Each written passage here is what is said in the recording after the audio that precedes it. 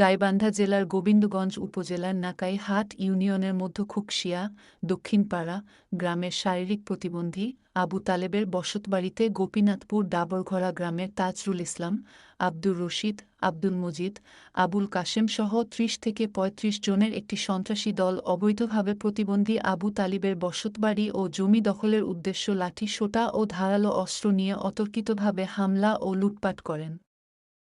শারীরিক প্রতিবন্ধী তালেবের একটি টিনের ঘর ও নবনির্মিত একটি বিল্ডিং ঘর ভাঙচুর করে এবং ঘরের ভিতরে থাকা নগদ টাকা ও স্বর্ণালংকার লুটপাট করে নিয়ে যায়।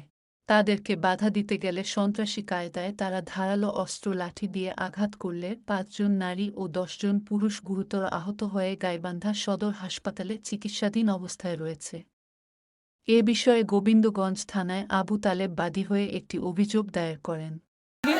একেবারে ৩০-৪০ মনে করেন ৬০-৭০ জন লোক না নিয়ে একবার এখানে আসে আমার মনে করেন ঘরের দৌড়ে তো মারধর করতেছে, ছেলেপেলেকেও মারধর করতেছে এবং কাউলে সেটাচেরি করতে করতে মনে করেন কয়েকজন লোক আসে মনে করেন এবং পৈতৃক সূত্রেও পাই ওরা হুট করে মানে আর দাবি করে মনে করেন অনুষ্ঠিতার সাজে মনে করেন আমাদের কাছে আসে সন্ত্রাসী মূল্য মানে ইয়ে চালাচ্ছে, শত্রু চালাচ্ছে। এইমাত্র এখানে মারধর হচ্ছে, কোবাকুবি সেই রকম ইচ্ছে মতো হচ্ছে। কেউ আসছিল না বাড়ির, এই মিস্ত্রি আসছিল, মিস্ত্রি ইয়ে আসছিল, আমার একটা ছুরি ধরছে, ছুরি মারবার ধরছে, সেই ছুরি মনে করে ৮ টাকা ধরে আমার ভাই একজনের ছুরি লাগছে। আমি আমারই বাড়ি করতেছি, আমি হচ্ছে মোটর সেট করতেছি, এর ভিতরে ওরা ৫০-৬০ জন আসছে। এখানে পর আমার ভাইয়ের সাথে কাজে বাজাচ্ছে, কাজে বাজানোর পর আমাদের বাপের জমি, কিন্তু আমরা হচ্ছে জমিটা হচ্ছে কলা করছি, সেটাতে আমরা বাড়ি করতেছি। ওরা কয় আমরা এই জায়গাতে জায়গা পাবো, সেটা না দুই কথা হতে আমার ভাইয়ের সাথে ওরা মারামারি করে আমার ভাইয়ের কাছে ছুরি মারতে ধরছিল। ছুরি মারার পরে আমি যখন শুনলাম আমার ভাই ছুরি মারতে হচ্ছে, তখন আমি হচ্ছে তখন আমার কাছে ওরা মারধর শুরু করে দিয়েছে। পরে সেই ছুরির আঘাতে আমার হচ্ছে খালার হচ্ছে হাতে আঘাত পেয়েছে আমার খালা। জন ছিল আর মহিলা ছিল ২০-২৫ জন। মহিলারা লাগে দিয়ে মানে মারপিট শুরু করে দিলে পরে যে ওনারা মারধর করল।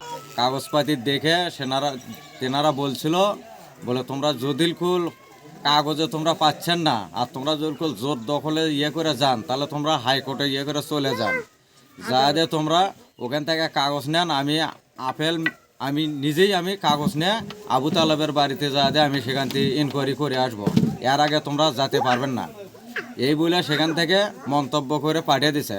আমি সকালে মেম্বারের কাছে গেছিলাম, আমাদের খুকশিয়ার মেম্বার, সেখানে যা দেও আমি মেম্বারও খুলে বলছি। তিনি আবার ওনাদের যে বড় ইয়া ছিল তার সাথে কথাবার্তা বলছে, বলে ওখান থেকে যাওয়া যাবে না, তোমরা আইন আশ্রয় যান, তারপরে ওখান থেকে যান, তোমরা যা